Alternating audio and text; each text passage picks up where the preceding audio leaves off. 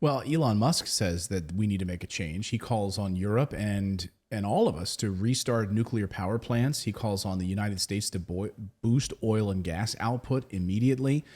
And, you know, I saw someone in the chat, I think Edward Smith, saying Biden wants $10 gas, so it forces us to use our bicycles. But I think all of these things are interconnected to what Natalie's saying here, right? Like, we need to do all of these things, right? We need to ride our bikes more. We need to not be using gas guzzling cars. We need to also be using the safe nuclear power plants. You know, the thing is that most people have this are operating under a 1970s fallacy about nuclear power. And the fact of the matter is, as Elon Musk talks about, as Jack Dorsey talks about, nuclear power production now is incredibly safe. I mean, really safe. In fact, one of the safest forms of production. So we have this sort of 1970s mentality about the fallout. In fact, yeah, the Chernobyl, now they're much smaller, way safer. I mean, we don't have these issues at all. So he has, in fact, he's calling on, he's going so far as to say, hey, guess what? If you think that there's like radiation in these areas, I will actually fly to, he goes, here's what Elon Musk says. Hopefully it's now extremely obvious that Europe should restart dormant nuclear power stations. He's specifically calling on Germany, which shut down all of them, and increase output of existing ones. This is critical to national and international security. Then he goes on to say, for those who mistakenly think that this is a radiation risk, pick what you think is the worst location in the world. I will travel there and I will eat locally grown food live on television. I did this in Japan many years ago, shortly after Fukushima. Radiation risk is much, much lower than most people believe. And here's a guy who studies this ad nauseum, right? But here's a guy who pushing for, obviously, electric power, right? He's Tesla guy, right? And he's calling on the world to say, we need to increase nuclear production and we need to open up more drilling right now. Well, nuclear power has the fear factor attached to it, right? But actually, if you add up all of the accidents and fatalities, coal, petroleum, and natural gas and hydroelectricity have each caused more fatalities per energy unit due to pollution and accidents than nuclear. But we don't know that. Those of us who are not scientists. Right. The nuclear technology has gotten a lot better since also. I mean, we're talking about, the way they used to build it was way different. They can contain it way better now. Oh, yeah. There's multiple layers of containment. And so, yeah, I mean, it's totally different than it was in the 1970s when you have 3 Mile Island, of course, going back to Chernobyl, right? So, it's totally different. And as Elon Musk talks about, way safer. Okay, I must know. Are you saying nuclear as a joke, David? Like when George W. Bush? Yeah, when you say it, are you saying it just to make us laugh, or is that really how you say it? Good question. I don't know how I just said it. Because every time you say it, I'm like, is he messing with me? That's always a safe assumption. Just assume that he's messing with you. Nuclear. Okay. Yes, but that's not how you say it before. He likes to hop back and forth. No, Okay. you're right about that. I'm like, you are adding the extra U in there. Nuclear. Yeah, you there you say go. That's that not every right. time, and I'm just wondering if it's like he's a doing joke. it the George W. Bush way. Yeah. I learned everything I know from him, so. Okay. Fool me once, Natalie. Shame I on us. know. Because if it's a joke, I just want in on it. Because otherwise, every time you say it, I'm like, Well, it was. I remember Okay. like when he did. I think it was the State of the Union when like Bush went off on it. He just kept saying nuclear, and I was like, if you have the power to launch the things, you got to be You able to should pronounce it be able correctly. to pronounce And I was it. like, that's like one of my like I have very few requirements in life, but if you can launch a nuclear bomb, you have to be able to say nuclear. but David gets a pass because he does not have the codes or the he button. I don't Right. know. Well, but he does. That you but know he, of. No, that exactly. He does press It's buttons, still but not still those types of still on buttons. thin ice, but yeah, a slight pass. But David does buy gas. What's the price of gas where you are right now? You're up in the Pacific It's Northwest, right? $4.65 the last Holy time I went to the gas station. Wow, that is a lot. I mean, look at the futures this morning, Brent crude oil futures this morning, and I was watching the tickers this morning as the markets opened, and I heard one analyst say it's almost like a meme stock. People thought it was like GameStop or AMC this morning. Look at the price of Brent crude skyrocketing like a GameStop stock. Yeah. I mean, that's But how how much- prices are off the charts right now. How much of this is a manipulation by the actual gas station, though? Because I literally went 30 minutes away to Camas to get my hair cut, and it was $3.65 there, $1 difference. Like, how can it be $1 difference 30 minutes away? And yes, there is some of that. There are price gouging that certainly happens and crops up.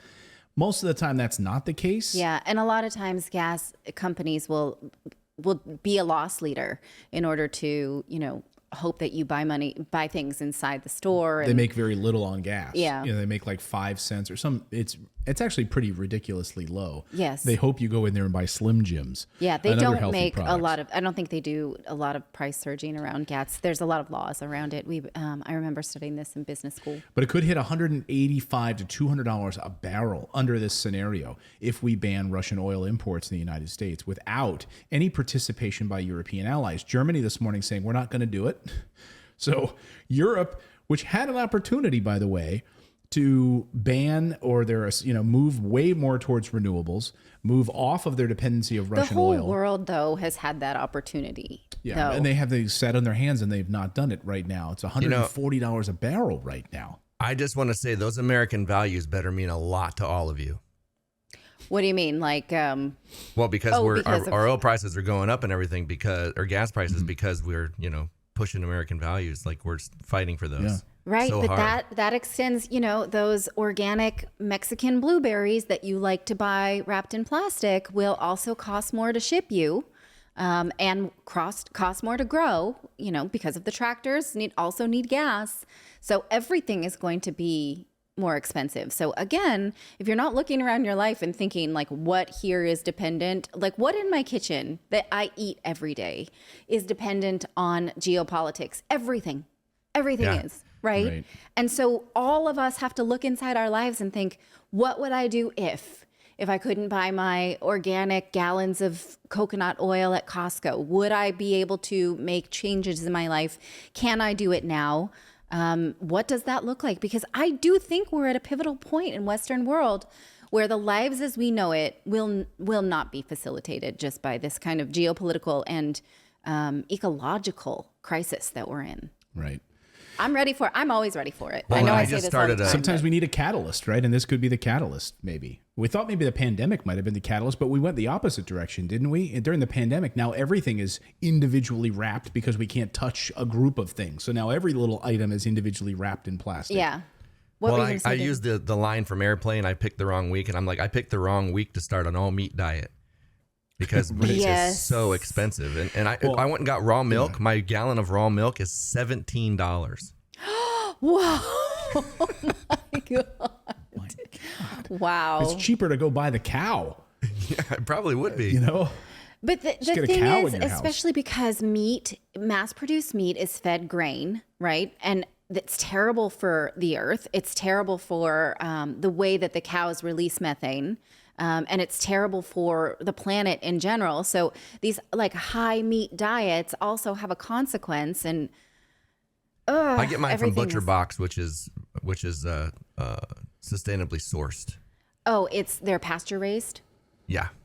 That's awesome. But Yeah. then you pay a little bit more for that. But I do, you but kind I of don't pay mind the that. real price of it. Yeah. Well, I do the same as I look for grass-fed Well, and what's meat. funny is I went to the grocery store and I was like, I'm just going to get a couple of these cheaper steaks over here in the meat section. So I got some of those, and eating those compared to a grass-fed yuck. cow, it tastes so chemically. I couldn't believe how much the difference was. Wow. Like I was like, Yeah. I can't eat this. Disgusting. Yeah. Disgusting. And we buy all of our dairy from the Azores, where all the cows are pasture fed as well. But you saw this stuff like at Walmart. You go into Walmart and get a thing of ground beef, right? Get a pound of ground beef from Walmart. Look at the label and you'll notice that it comes from 3 or 4 different sources. China. Remember the time we looked at the Walmart and we looked at that pound of ground beef and it said it was all chopped up and put in one. Argentina, China, Yeah. and like Puerto Rico. gross. Think about the global footprint or the carbon footprint of trying to get ground beef from these 3 different sources into one package of meat and then flown into Pennsylvania on Yeah. top of it. Like where we were, it wasn't China. No. So that's a 4th location to get this one package of crap. And then it was cheap, of course. Yeah. You Well, know, and who knows that's what. Ugh. That's a big thing too. Like we ship a lot of our chicken over to China to be seasoned and processed and shipped back, and it's supposedly cheaper than doing it here in the U.S. Like that's crazy Yeah. to me that our food gets shipped overseas and then shipped back, and we Well, we do think that that it's with perfectly electronics, too. refrigerated. That's a problem with the Yeah. whole sort. I mean, we do that with electronics as well, right? They're instead of having them be built here, we have to send them to India or send them to someplace else, then ship them back in order to put these things together. It's ridiculous. If you like this content, be sure to subscribe to the channel. Also, we have a membership program. For the price of a cup of coffee once a month, you can support independent journalism just by going to morninginvest.com/join. You get access to exclusive videos, plus the ability to join and chat with us live. We really appreciate your subscription, and you are supporting independent journalism.